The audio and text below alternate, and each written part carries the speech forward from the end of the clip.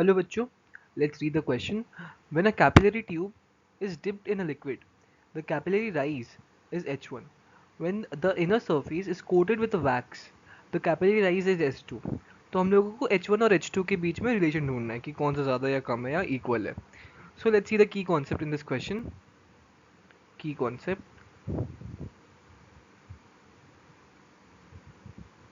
जब हम लोग कैपिलरी ट्यूब में क्या होता है, जैसे we will dip capillary tube capillary action की वजह से. जैसे अगर ये कैपिलरी ट्यूब है, अगर हम लोग उसको पानी में डिप करते हैं, so due to capillary action water will rise up, पानी ऊपर आ जाएगा. इसको कैपिलरी एक्शन बोलते हैं. सो जब हम लोग कैपिलरी ट्यूब का इनर पोर्शन को we will coat with wax. So what actually happens, adhesive forces, जो अडेसिव फोर्सेस होते हैं, adhesive forces they will increase,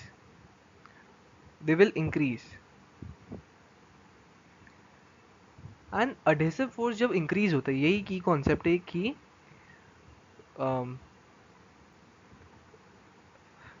when adhesive forces increase,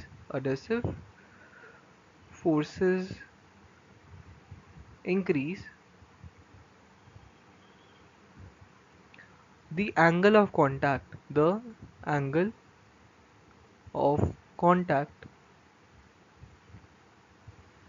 also increases.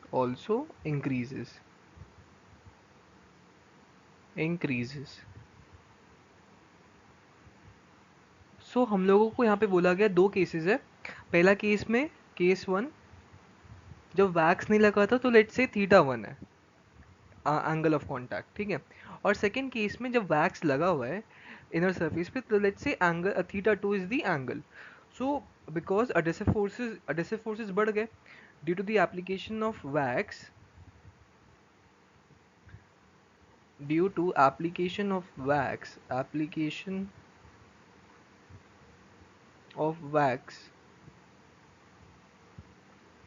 जो adhesive forces है they will increase. Adhesive forces will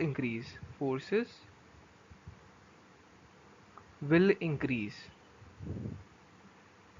तो पहला case में wax तो नहीं लगा हुआ था और दूसरे केस में वैक्स लगा हुआ था. तो अगर पहले केस में θ1 है और दूसरे केस में θ2 एंगल ऑफ कांटेक्ट है, तो in that case from the की concept we can say θ2 is greater than θ1, क्योंकि एडहेसिव फोर्सेस सेकंड में ज़्यादा है, इसलिए θ2 ज़्यादा हो जाएगा. ओके. तो अब कैपिलरी राइज का फॉर्मूला क्या होता है, जो हाइट इंक्रीज होता है उसका फॉर्मूला होता है H is equal to 2t cos theta divided by rho g r. यहाँ पे थीटा है एंगल ऑफ कॉन्टैक्ट. सो हम लोगों को हाइट कंपेयर करनी है. सो फर्स्ट केस में क्या होगा, केस 1 में h1 हाइट है, this is equal to 2t cos θ1 divided by rho r g. और जो सेकेंड केस है उसमें हाइट h2 बोल देते हैं, उसमें क्या होगा 2t cos θ2 हो जाएगा divided by rho r g. Now we know this कि θ2 is greater than θ1 and cos जो फंक्शन होता है, cosine function is a decreasing function. Cosine function is a decreasing function.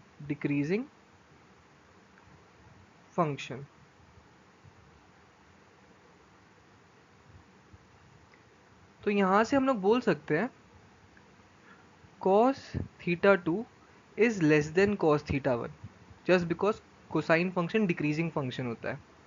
And we will use this only in our concept. यहाँ पे h1, therefore we can say cos θ1 है ना, तो हम लोग कह सकते हैं कि 2t cos θ1 divided by rho rg is greater than 2t cos θ2 divided by rho rg. Okay. And यहाँ से हम लोग कह सकते हैं, क्योंकि ये सब क्वांटिटीज़, ये 2t divided by rho r जी, ये तो कांस्टेंट ही, यहाँ पे और कोई डायमेंशन में तो चेंज आ नहीं रहा है, ना ही सरफेस टेंशन में चेंज आ रहा है, चेंज तो बस थीटा में आ रहा है एंगल ऑफ कांटेक्ट में. तो यहाँ से हम लोग कह सकते हैं कि h1 is greater than h2. मतलब height in the first case जब वैक्स नहीं लगा हुआ था वो ज़्यादा होएगा as compare to the height in the second case जब वैक्स लगा हुआ था इनर सरफेस पे। सो हम लोग क्लियरली देख सकते हैं ऑप्शन सी मैच कर रहा है, that is H1 is greater than H2 and we can say the correct option is option C, H1 greater than H2. Height in the first case is greater as compared to the height in the second case. So I hope आप लोगों को solution समझ आया होगा. Thank you.